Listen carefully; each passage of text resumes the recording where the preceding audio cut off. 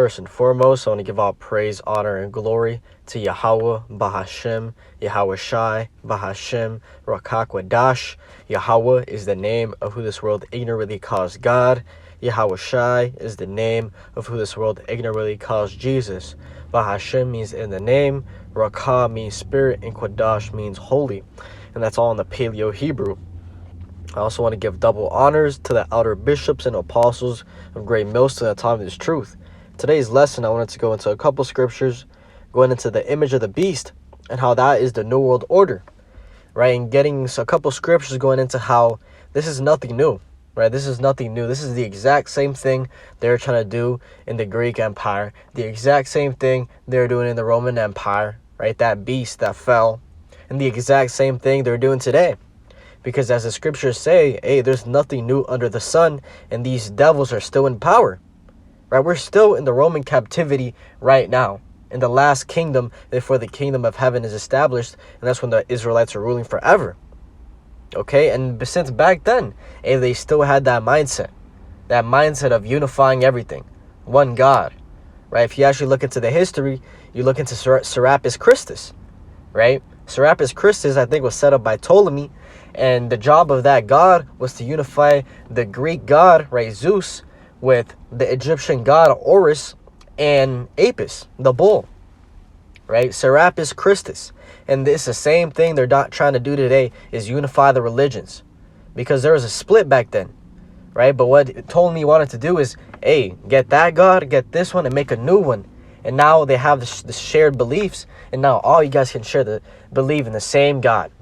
Okay, believe this God, the Almighty, one power, one rule, one religion, one world order. That's what they want, and that's the game plan that they're going to strive for, and they're almost going to accomplish it, right? Hey, let's actually get that scripture. I haven't brought it out in a while. Sufficiency, because right when they're about to accomplish it, they're not going to be able to. Right? This is Job chapter 20 and verse 22. It says, in the fullness of his sufficiency he shall be in straits. Every hand of the wicked shall come upon him. When he is about to fill his belly, God shall cast the fury of his wrath upon him, and shall rain it upon him while he is eating. Right? So as soon as they're reaching that fullness, right, that peak of, wow, we're really going to establish the New World Order. Wow, we almost have everybody chipped. Right? Everybody almost has the mark. Right? We're really doing this. Right? When they're at that fullness of their plan, they're going to be tossed down to the ground. Okay, they're going to be completely cut down and destroyed by Yahweh Bahashem, Yahweh Shai. Okay? And that's exactly what we're seeing right now. Right? We're seeing them slowly build up to it. And actually, we haven't even seen the beginning. We're in the beginning stages of this New World Order, but we're seeing it play out today. Let's first start at Revelation 13 and break that down first. And this is a powerful prophecy right here that we're living in right now. Right, this is the main prophecy that we're waiting for right now, is the MOTB, the chip. Right, before the nuclear destruction comes, the chip has to be made mandatory. Let's start at verse 11. It says, and I beheld another beast coming up out of the earth, and he had two horns like a lamb, and he spake as a dragon. Right, and that other beast is going into America. Right, this NATO EU system. Right, America, that new beast. And it says that it had two horns like a lamb and spake as a dragon. Right? Those two horns is going into what they call the left wing and the right wing today. Right? The Republicans and the Democrats. But they're part of the same bird, of the same lamb.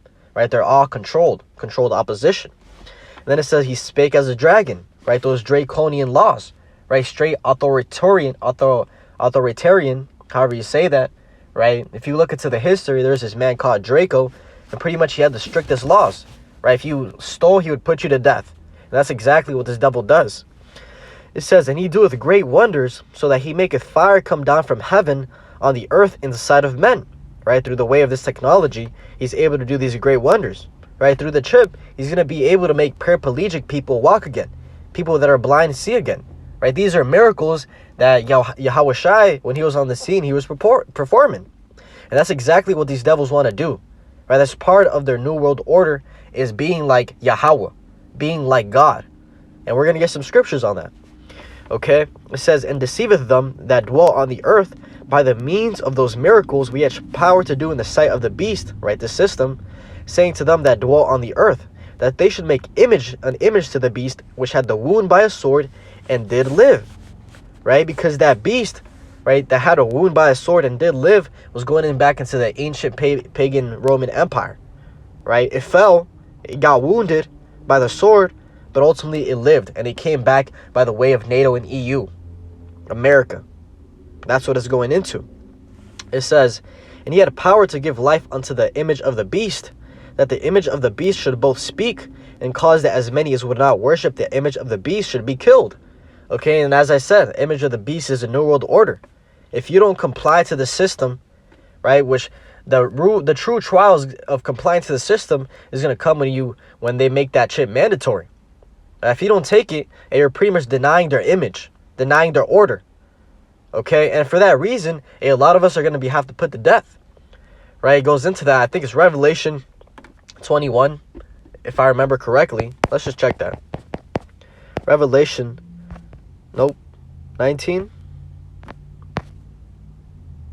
No, Revelation 20 and 4 says, and I saw thrones, and they sat upon them, and judgment was given unto them. And I saw the souls of them that were beheaded for the witness of Yahushua, and for the word of God, and which had not worshipped the beast, neither his image, neither had received his mark upon their foreheads, or in their hands, and they lived and reigned with Hamashiach 1,000 years.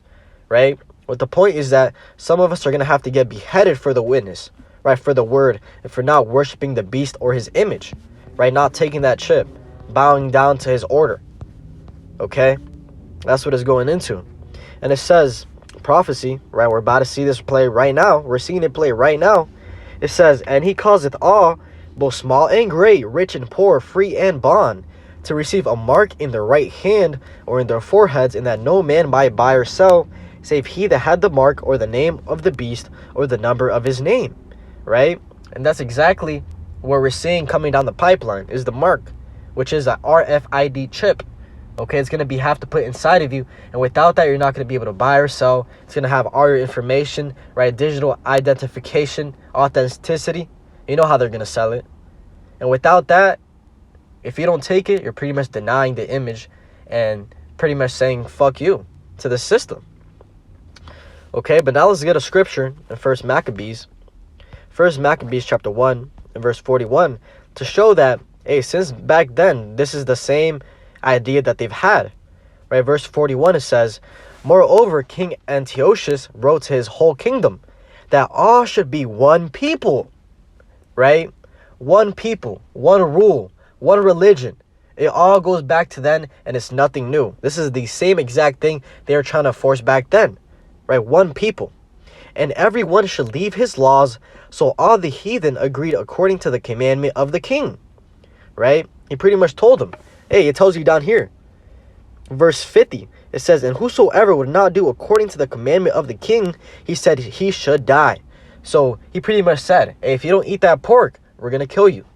If you keep worshiping Yahweh Bashem Yahushai, right, worshiping the law, statutes, and commandments, we're going to kill you. Right? You have to follow our laws. You have to follow our image, our way of living, or else you're going to be put to death. Right? One rule, one world order. And that's the exact same thing they're doing today. Right? The exact same thing. Okay? And this is proof, man. Proof. Maccabees, the books of Maccabees, 1st and 2nd Maccabees, straight history. Right? And it truly exposes these devils and what went on. One more scripture up here. Verse 9, it says, 7, it says, so Alexander reigned 12 years and then died, and his servants bare rule everyone in his place. And after his death, they all put crowns upon themselves. So did their sons after them many years, and evils were multiplied in the earth. Right, and what we're seeing right now is those evils. Right, that lineage of Alexander going all the way back then is ruling today. Right, but we're in pure wickedness now. Right, wickedness is ruling the earth. Job 9 and 24. Right, the earth is given into the hand of the wicked. Okay, but now let's go into the part where this devil, right, the Edomites, Esau, Edom, tries to be like Yahweh, right, like a god.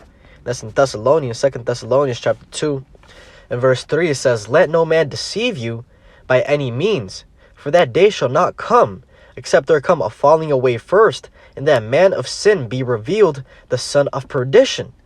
Okay, and that man of sin is going into this devil, right? Esau, Edom, the Edomites.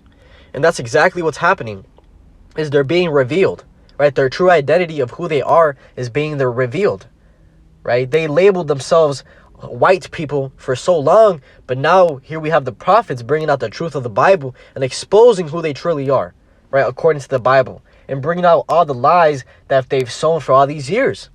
And the thing is that they can't stop it. They can't stop the truth from coming out, because that's also been written.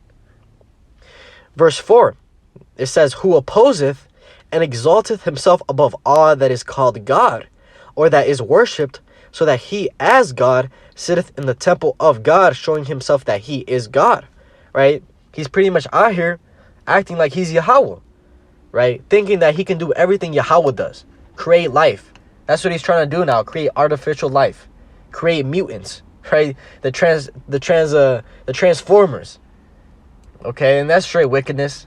Through this technology, through that mark, he's gonna be like Yahweh, right? Pretty much healing the blind, healing the sick, doing miracles and deceiving the masses, how it's said. Okay, that only links to one person, and that's being revealed. And going back to the title of the New World Order, that image, he's trying to be like Yahweh. Because what did Yahweh come to do? Or what is Yahweh Shai gonna come to do? He's gonna come to establish that New World Order, but under the law, statutes, and commandments, and under the rulership of the Israelites. It's gonna be a New World Order. Okay? And that's ultimately Yahweh's plan. So just through that line, he's trying to be like Yahweh, like God. Just trying to do it in his own fashion, through wickedness on the left-hand side. And a precept to this, right, we go to Isaiah chapter 14. And it says the same thing. This is all talking about Edom. Verse 12, it says, "How art thou fallen from heaven, O Lucifer, son of the morning? How art thou cut down to the ground, which didst weaken the nations?" Right? Let's go into the blue letter and actually get into that word Lucifer. Because a lot of people believe that when it says Lucifer there, it's talking about the son of Satan. But that's not true at all. Right? When it says Lucifer, it just goes into light bearer. And we're going to prove that. Right? Lucifer, where is it at? Hello. Right? Lucifer equals light bearer. Right? Shining one, morning star. And it pretty much goes into those that have the light. Right? The way of living. The light of this world. The light bearers, which goes into the top wicked elites of this world. Those are the Luciferians, the light bearers. Those are the ones that are illuminated. The Illuminati, the top elite. You see how everything ties together? Okay? And that's what it's going into. Let's keep reading. It says, "How art thou fallen from heaven, O Lucifer, son of the morning? How art thou cut down to the ground, which didst weaken the nations? For thou hast said in thine heart, I will ascend into heaven. I will exalt my throne above the stars of God. I will also sit upon the mount of the congregation in the sides of the north. I will ascend above the heights of the clouds. I will be like the Most High." Right? Same thing we were reading in 2 Thessalonians chapter 2 and verse 4. These people acting like they're the Lord. Right? Thinking that they can get everybody under one rulership. And we know that's not going to happen. We know that's not going to happen. But it just goes to show their nature, and that even what they're doing right now has been written. And these scriptures, they describe these people perfectly. Let's get another one on that. Right? Let's get another one on that. You see how it says Babylon here too? Right? Keep that in mind. Babylon, the king of Babylon. And in Obadiah, right, we were reading that. This is concerning Edom. Let's see what it says in Edom. Let's see.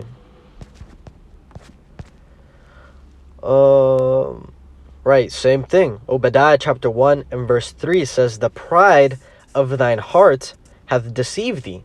Thou that dwellest in the clefts of the rock, whose habitation is high, that saith in his heart, Who shall bring me down to the ground? Though thou exalt thyself as the eagle, and though thou set thy nest among the stars, thence will I bring thee down, saith Yahweh." Right? Exact same thing we read in Isaiah chapter 14. Going into how they were saying, right, who's going to bring me down?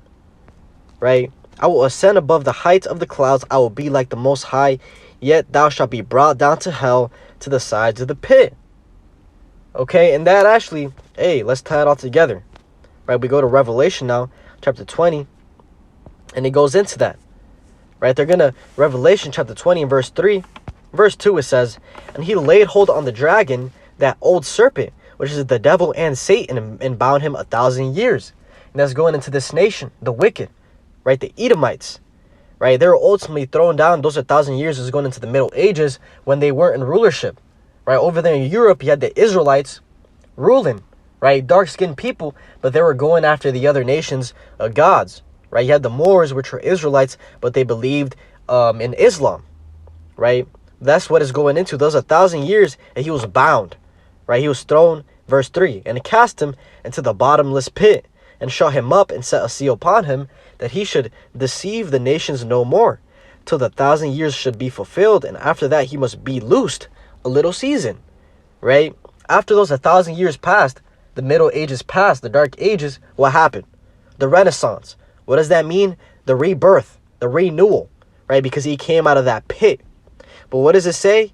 He's only coming out for a little season, because he's going to be out here trying to do the same thing he did back then, build up that new world order, but he's going to be cast down to the pit, man. Destroyed.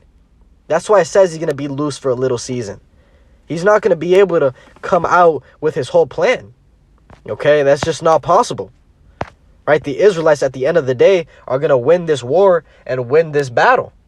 Right, because Yahweh, Ba'ashem Yahweh Shai, is only dealing with the nation of Israel. And that's his chosen people. Whether you like it or not, that's the truth. Okay, but let's get a couple articles here I had. What is this, man? Straight folly. Right, I searched up New World Order. Let's read this one right here and see what it says. New World Order. The New World Order conspiracy theory. The New World Order conspiracy theory argues that a shadowy elite force is trying to implement a totalitarian world government. Proponents of the New World Order conspiracy believe a cabal of powerful elite figures wielding great political and economic power is conspiring to implement a totalitarian world government. It is believed that this is taking place through a grand ongoing conspiracy to influence the media, press, civil society, and democracy from the shadows. Many major world events and crises are attributed to the New World Order. Right, and they make these articles calling it a theory. Right, how does it differ from the Illuminati?